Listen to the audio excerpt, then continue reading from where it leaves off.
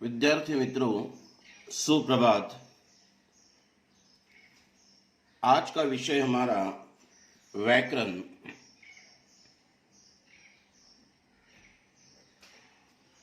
इस व्याकरण में एक महत्वपूर्ण घटक है जिसका नाम है कारक। कारक किसे कहते हैं, कारक की परिभाषा क्या है, इसकी पहले हम चर्चा करते हैं। कारक परिभाषा उसकी देखते हैं जिसे हम व्याख्या कहते हैं। संज्ञा या सर्वनाम की संज्ञा या सर्वनाम के जिस रूप से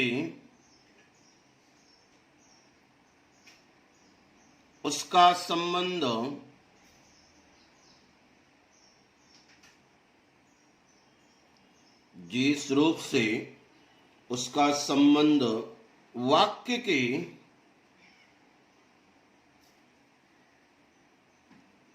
किसी दूसरे शब्द के साथ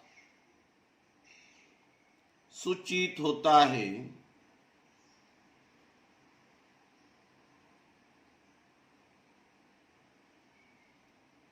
उसे कारक कहते हैं।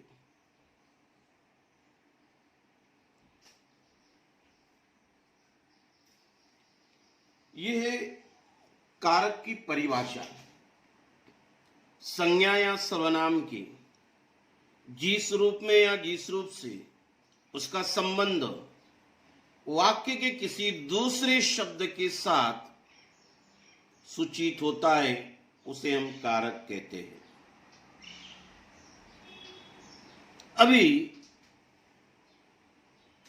कारक वाक्य में संज्ञा या सर्वनाम का संबंध किसी दूसरे शब्द के साथ जोड़ने का कार्य करता है। ऐसे जोड़ने वाले शब्द को ही हम कारक कहते हैं। एक उदाहरण यहां देखेंगे, जैसे लड़का छत जमीन गिर पड़ा। लड़का छत जमीन गिर पड़ा। ये जो वाक्य लिखा है, इस वाक्य से अर्थ स्पष्ट नहीं हो रहा। अर्थ स्पष्ट नहीं हो रहा। इस वाक्य से क्या हो रहा है? अर्थ स्पष्ट नहीं हो रहा है।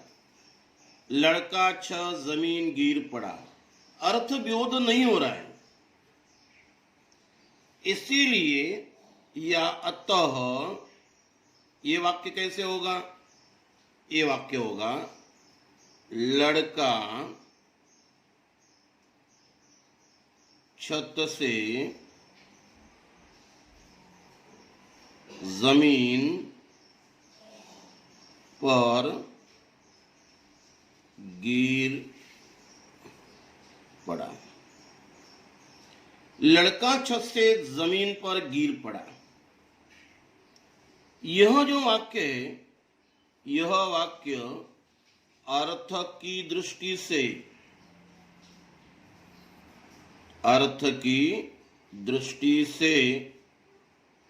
पूर्ण है, क्योंकि छत जमीन गिर पड़ा इन शब्दों से छत जमीन गिर पड़ा ये जो शब्द है छ जमीन गिर पड़ा, इनको जोड़ने का कार्य ये से शब्द करता है। कौन सा शब्द करता है? ये से शब्द करता है। उसके साथ साथ पर शब्द भी जोड़ने का कार्य करता है। से और पर इन दो विभक्तियों से या कारक से यह वाक्य जोड़ा गया है। यह वाक्य क्या किया गया? जोड़ा गया। ऐसे जोड़ने वाले शब्द को या विभक्ति को हम क्या कहते? कारक कहते। ऐसे जोड़ने वाले शब्द को हम कहते कारक। अभी कारक के 8 प्रकार हैं। कितने प्रकार हैं? 8। कारक भेद।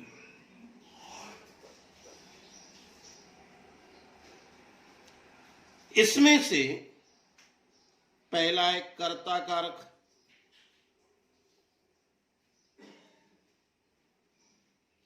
पहला प्रकार रहेगा कर्ता कारक। इसका चिन्ह मिलेगा आपको ने।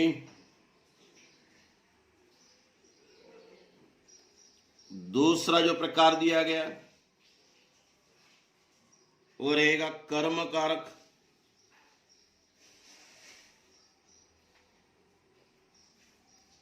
इसका चिन्ह जो रहेगा आपका को रहेगा।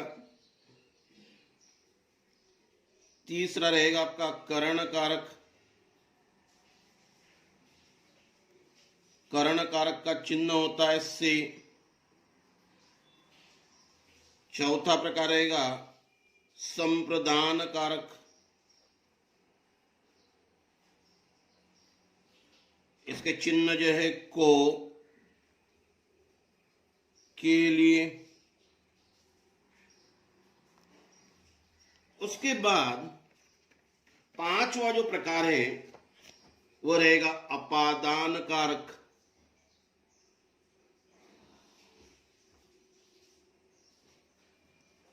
अपादान कारक का चिन्ह रहेगा से। नंबर 6 पे आता है संबंध कारक। संबंध कारक का चिन्ह होता है का, की, के। 7वां प्रकार है अधिकरण कारक। इसका चिन्ह जो रहेगा वो में और पर और अंतिम रहेगा संबोधन कारक।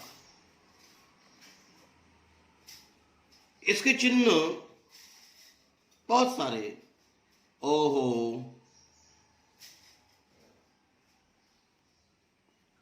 अरे आदि। तो ये जो है ये आपके कारक के ये प्रकार बन गए। पहला रहेगा आपका कर्ता कारक। दूसरा है कर्म कारक। आगे मिलेगा करण कारक।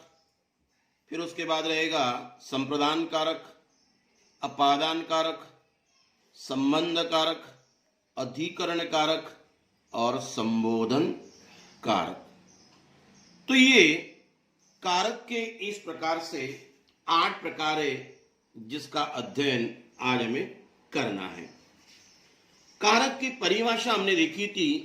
संज्ञा या सर्वनाम के जिस रूप से उसका संबंध वाक्य के किसी दूसरे शब्द के साथ सूचित होता है उसे कारक कहते। लड़का छत जमीन गिर पड़ा, अर्थ स्पष्ट नहीं हो रहा है। लड़का छत से जमीन पर गिर पड़ा।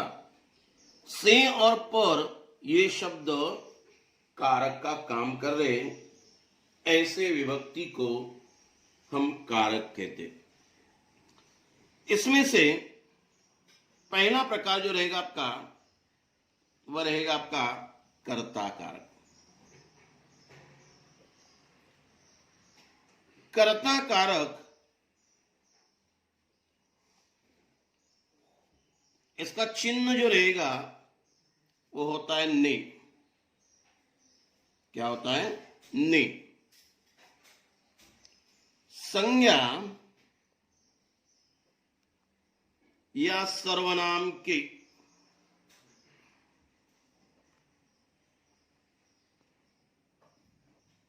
संज्ञा या सर्वनाम के जिस रूप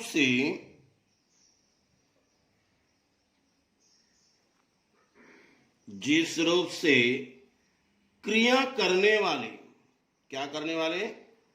क्रिया करने वाले। कौन क्रिया करता है? कर्ता। क्रिया करने वाले कर्ता का बोध होता है। कर्ता का बोध होता है, उसे कर्ता कारक कहते हैं।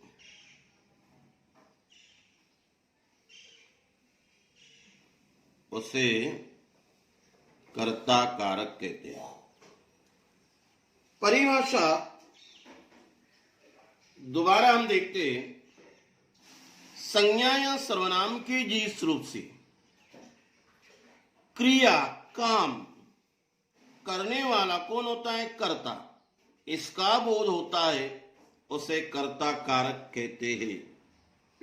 उदाहरण के तौर पर कभी हम देखते जैसे दिव्या ने किताब मांगी। दिव्या ने किताब मांगी, ये उदाहरण है। संज्ञा या सर्वनाम के जिस रूप से क्रिया करने वाले कर्ता का बोध होता है। मैं इस वाक्य में कहूंगा मांगने का काम कौन कर रहा है? तो दिव्या। दिव्या कर्ता हो गया। किताब किसने मांगी? ने। तो जवाब मिलेगा दिव्या ने। मतलब ने शब्द हमें कर्ता का बोध कराता है, इसीलिए ये बन गया कर्ता कारक। क्योंकि संज्ञा जो है, दिव्या जो शब्द है वो संज्ञा है, इसने कार्य किया मांगने का, और संज्ञा के साथ ने प्रत्यय जुड़ा हुआ है। मतलब दिव्या ने ये शब्द बन जाएगा कर्ता कारक, और इसका चिन्ह बन जाता है ने। इसीलिए कर्ता का बोध कराने वाले शब्द को हम कहेंगे कर्ता कारक कहेंगे। अभी उसके बाद कभी हम देखते हैं दूसरा प्रकार, और दूसरा प्रकार है वह रहेगा आपका कर्म कारक।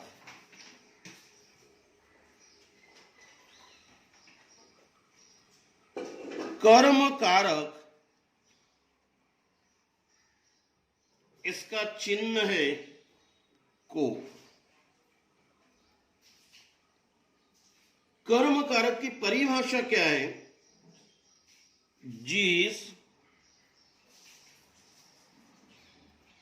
वस्तु या व्यक्ति पर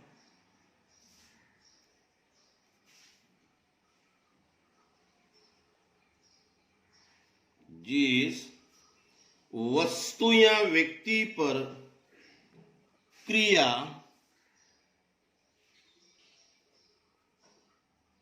के होने का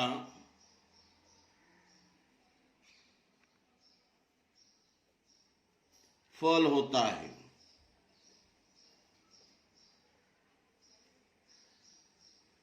उसे कर्म कारक कहते हैं। परिभाषा मैंने लिखी है, जिस वस्तु या व्यक्ति पर क्रिया के होने का फल होता है उसे कर्म कारक कहते हैं। उदाहरण के तौर पर कभी हम देखते हैं, जैसे मास्टर जी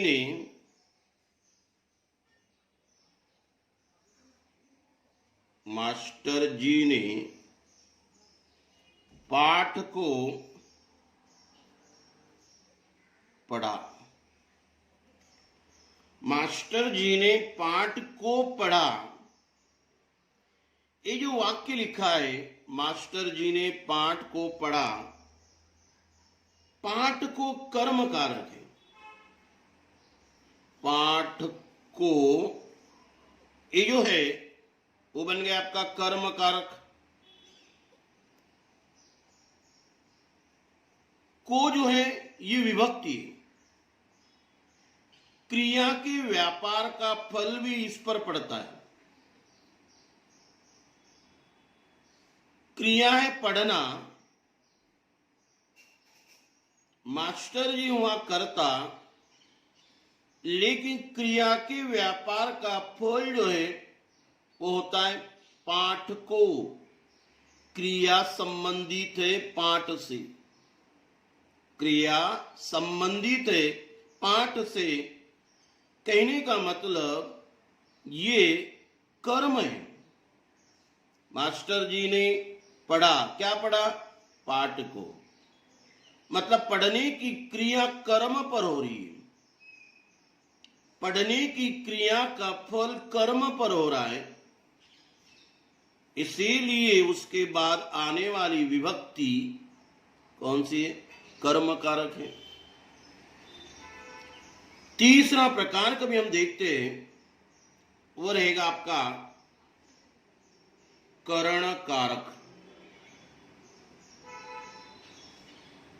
करण कारक, करण का ही अर्थ होता है साधन।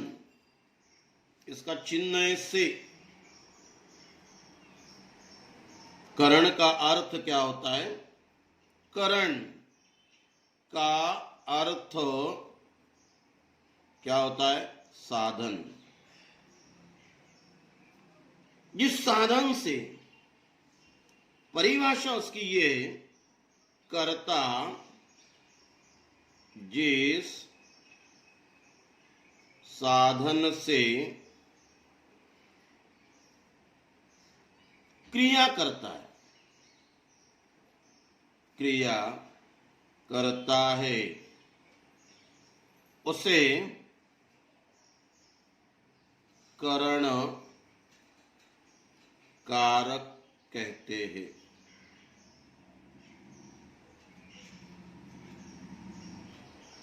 कर्ता जिस साधन से, करण का अर्थ होता है साधन। अभी मेरा लिखने का साधन जो होगा वो कलम, मैं कलम से लिखता हूं, मतलब मेरा लिखने का साधन हो गया वो कलम। नरेश ने, जैसे नरेश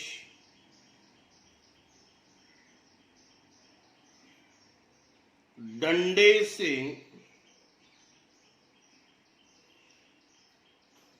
सांप को मारता है।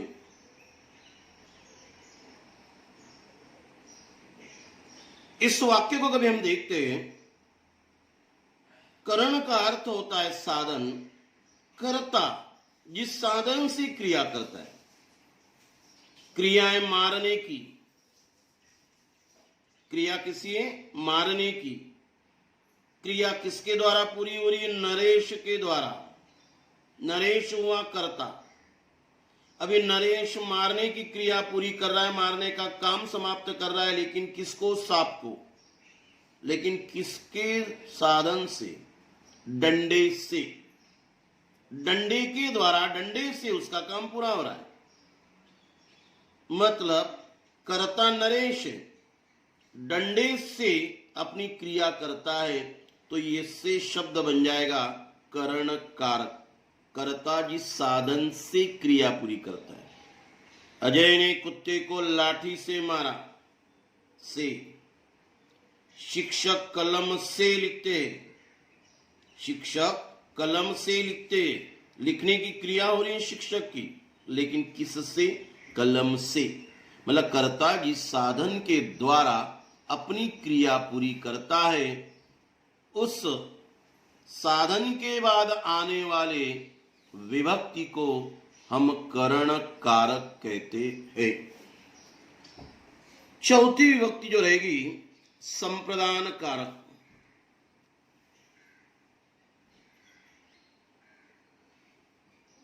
संप्रदान कारक ये चौथा प्रकार है। इसके चिन्ह को, के लिए,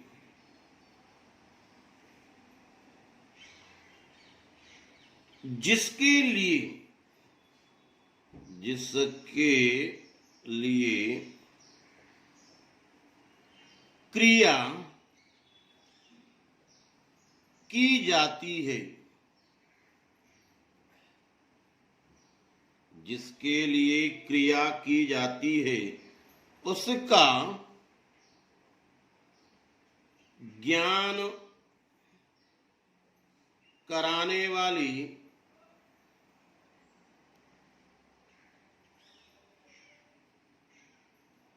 संज्ञा या सर्वनाम के रूप को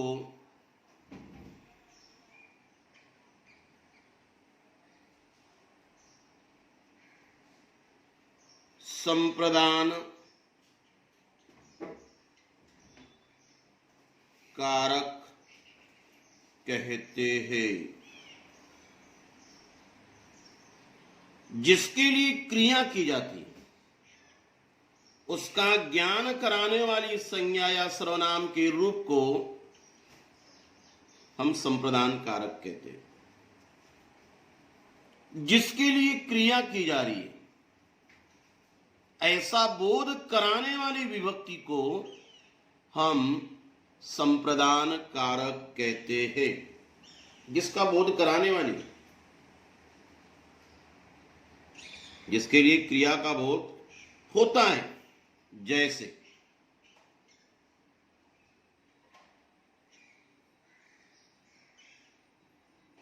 जगन के लिए फल लाओ। जगन के लिए फल लाओ, जिसके लिए क्रिया की जा रही है। फल लाने की क्रिया किसके लिए की जा रही है? जगन के लिए। किसके लिए की जा रही है? जगन के लिए काम हो रहा है। उसका ज्ञान कराने वाली जो संज्ञा है, ऐसी संज्ञा के बाद आने वाला चिन्ह मतलब कौन सा? के लिए। जगन के लिए काम हो रहा है। दूसरा उदाहरण कभी हम देखते हैं। कमल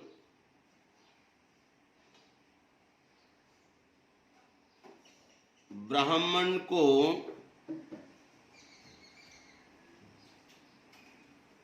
दान देता है। दान देने का काम हो रहा है। किसको? ब्राह्मण को। क्रिया ब्राह्मण के लिए हो रही है, इसीलिए ये के लिए और को, ये दोनों चिन्ह आपके या विभक्ति वो बन जाएगी संप्रदान कारक। अभी इस वाक्य में के लिए संप्रदान है, क्योंकि रेखांकित शब्द उसी का बोध कराते, जिसके लिए क्रिया हो रही, जगन के लिए क्रिया हो रही।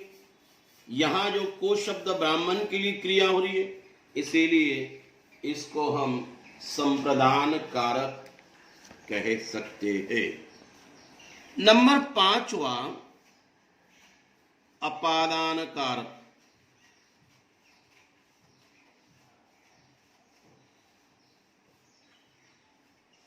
अपादान कारक इसका चिन्ह भी से है। इसके पहले हमने करण कारक का चिन्ह देखा था से, क्योंकि से शब्द हमें साधन का बोध कराता है। यहां जो क्या फर्क है दोनों में, यहां भी चिन्ह से है, लेकिन ये से चिन्ह हमें किसका बोध कराएगा? ये से चिन्ह हमें अलगाव का बोध कराएगा। अलगाव, अलग होना, इसका बोध कराता है। संज्ञा या सर्वनाम की उसकी परिभाषा हम देखते हैं। संज्ञा या सर्वनाम की जिस रूप से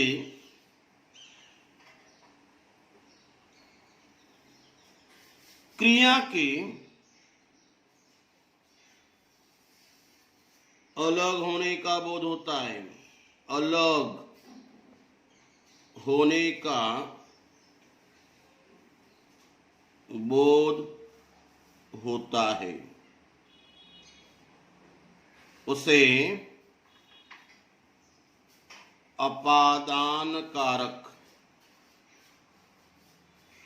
कहते हैं। संज्ञा या सर्वनाम के जिस रूप से क्रिया के अलग होने का बोध होता है, अलग, अलगाव, विरह, बिछोड़ना, उसका बोध कराने वाली उस विभक्ति को हम अपादान कारक कहते हैं। उदाहरण के तौर पर कभी हम देखते हैं, जैसे पंकज कमरे से बाहर निकला। इस वाक्य में कमरे से इस शब्द से अलग होने का भाव प्रकट हो रहा है। संज्ञा सर्वनाम के जिस रूप से क्रिया, बाहर निकलने की क्रिया कर रहा है वो, लेकिन किससे? कमरे से। दोनों में अलग बोध, अलगाव का बोध हो रहा है, अलग होने का बोध होता है। इसीलिए इस चिन्ह को हम अपादान कारक कह सकते हैं। लड़का छत से गिर पड़ा, छत से, पेड़ से पत्ते गिरे, पेड़ से पत्ते गिरने की क्रिया है, लेकिन किससे अलग हो रहे? पेड़ से। तो से शब्द अलगाव का बोध कराता है, और करण कारक में हमने देखा था से शब्द जो है वो करण कारक में किसका बोध कराता है? साधन का बोध कराता है। नरेश ने डंडे से सांप को मारा, यहां से, लेकिन साधन का बोध करा रहा है। यहां जो है से शब्द है, लेकिन यह अलगाव का बोध कराता है, इसीलिए इसको हम कहते अपादान कारक कहते हैं। अभी अगला जो है नंबर 6, संबंध कारक।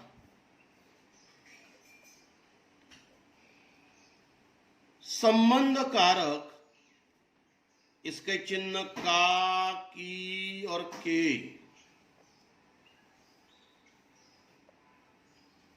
संज्ञा के जिस रूप से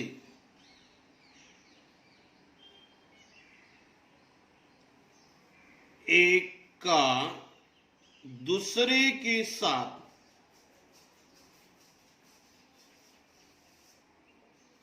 संबंध का बोध होता है,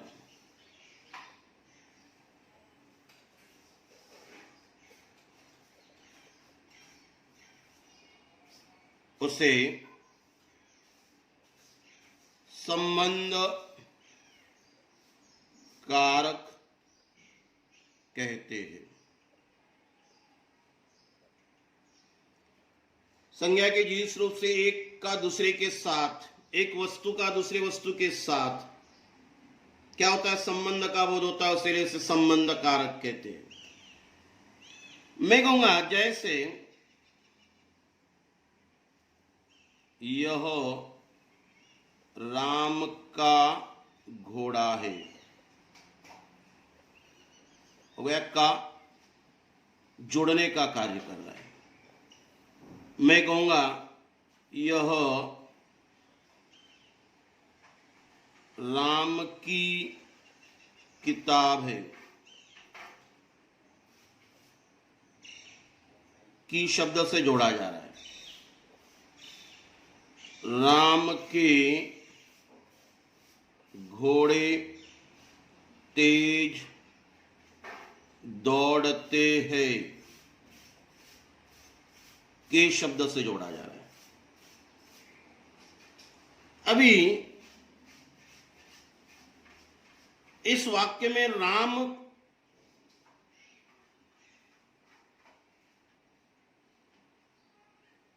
की ये संबंध कारक हो गया, राम का संबंध कारक हो गया, राम के संबंध कारक हो गया। मतलब इसके द्वारा एक वस्तु, एक शब्द का दूसरी वस्तु शब्द के साथ संबंध जोड़ा गया।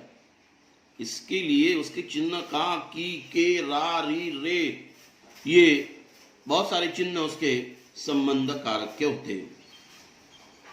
अगला प्रकार है अधिकरण कारक।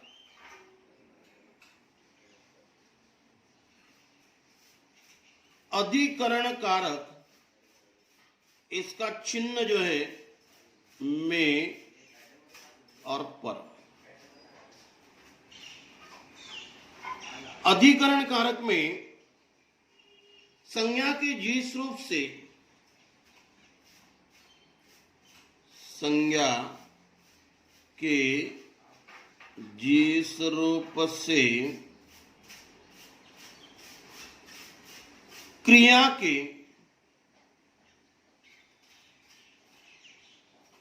आधार या स्थान का बोध होता है,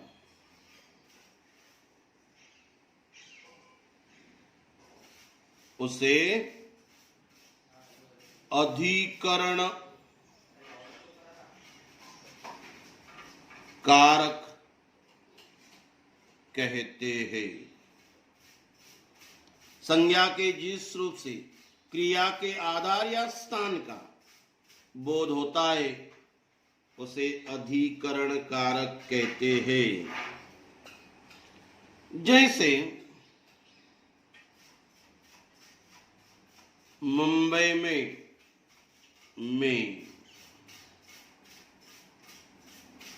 सभ्य नागरिक है, मुंबई में सभ्य नागरिक है।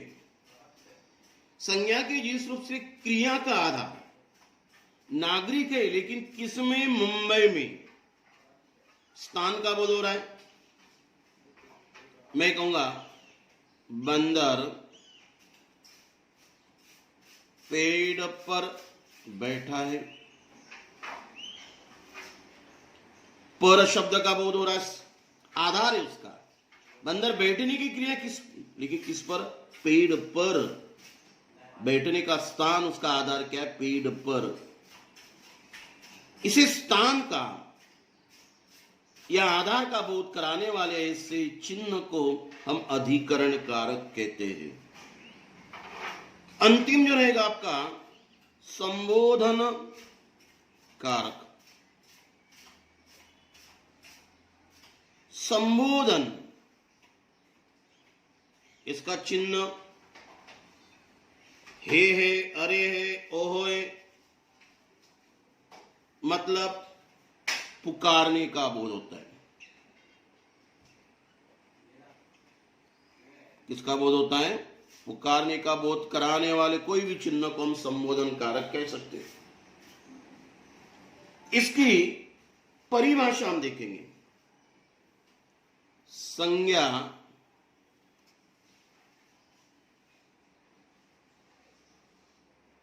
के जिस रूप से संज्ञा के जिस रूप से किसी को पुकारने का बोध होता है,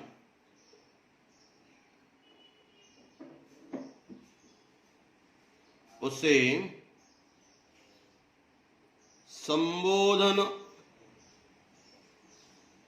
कारक कहते हैं। संज्ञा के जिस रूप से किसी को पुकारने का बोध होता है, उसे हम संबोधन कारक कहते हैं। जैसे हे भगवान,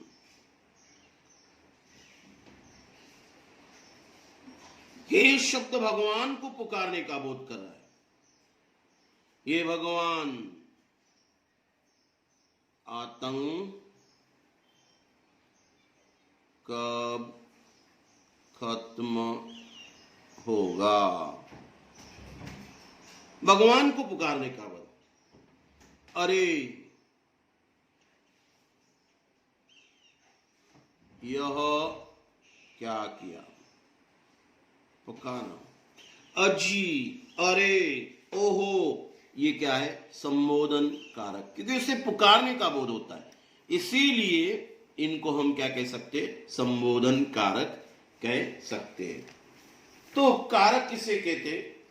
कारक की परिभाषा हमने देखी।